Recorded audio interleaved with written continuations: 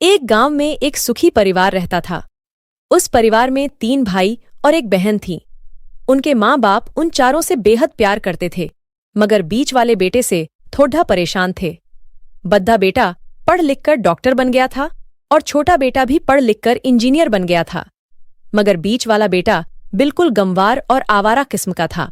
कुछ समय बाद उनके दोनों बेटे डॉक्टर और इंजीनियर ने शादी कर ली और महीनों के बाद ही इनकी बेटी का भी एक अच्छे घराने में विवाह हो गया, मगर बीच वाला बेटा अभी भी कुंवारा ही था। वह अनपढ़ था और कहीं पर मजदूरी का छोटा सा काम करता था। उसको शादी के लिए कोई भी नहीं मिल रही थी। उसके माँ बाप उससे बहुत परेशान हो चुके थे। अब जब भी उसकी बहन अपने मायके आती तो वह अपनी डॉक्टर और इंजीनियर दोनों भाइयों से मिलती, मगर बीच वाले भाई से बहुत कम मिलती थी, क्योंकि वह उसे ज्यादा पैसे नहीं दे पाता था। लेकिन फिर भी वह अपनी बहन से बहुत अधिक प्यार करता था। कुछ समय बाद उनके पिताजी की बीच वाले बेटे की बिना शादी किए बिना ही मृत्यु हो गई। उनकी माँ ने सोचा कहीं अब किसी के मुंह से बंटवारे की बात निकले, इसलिए अपने ही गांव में एक सीधी सादी लड़डचकी से मंझले बेटे की शादी करवा दी। शादी होते ही न जाने क्या हुआ, अनपढ़ बेटा मन लगाकर काम करने लगा और पहले से कहीं ज्यादा मेहनत भी करने लगा। अब कोई भी पुराना दोस्त उसको मटर गश्ती के लिए बुलाने आता तो वह मना कर देता। एक दिन उसके डॉक्टर और इंजीनियर भाई ने सोचा कि यह तो गंवार और अनपढ़ है, हम इससे कहीं ज्यादा पैसे कमा लेते हैं, इसलिए अब हमें बंटवारा कर लेना चाहिए।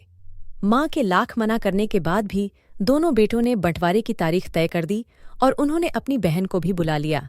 तभी उनका गंवार भाई कहता है कि तुम लोग बंटवारा कर लो, मुझे जो बचे वो दे देना या ना देना, मैं शाम को आकर अंगूठा लगा दूंगा।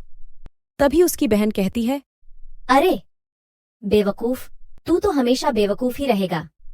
जमीन का हिस्सा तो आमने सामने बैठकर होता है। और उसकी माँ भी उसे काम पर जाने से रोकती है।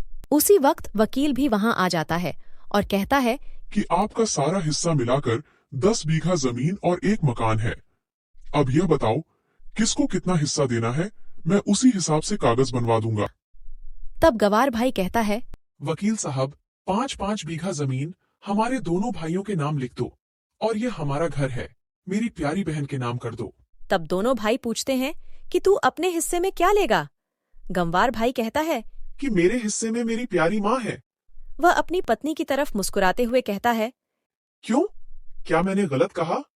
उस गंवार और अनपढ़ की पत्नी अपनी सास से लिपट कर कहती है, माँ से बड़ी वसीयत क्या होगी मेरे लिए। उसी वक्त उसका गंवार पति भी अपनी माँ से लिपट जाता है। गंवार बेटे और बहू के प्यार ने जमीन जायदाद के बंटवारे को एक सन्नाटे में बदल दिया।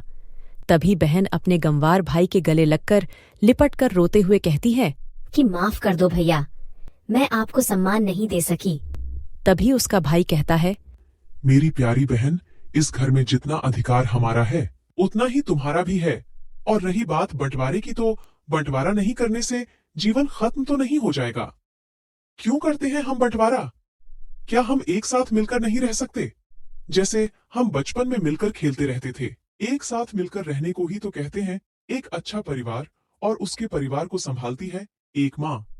तभी उसके दोनों भाई भी बहुत शर्मिंदा होते हैं और वह बंटवारे के सभी कागज पाट डाच कर फेंक देते हैं, और उस दिन के बाद से उनका पूरा परिवार खुशी खुशी एक साथ रहने लगा।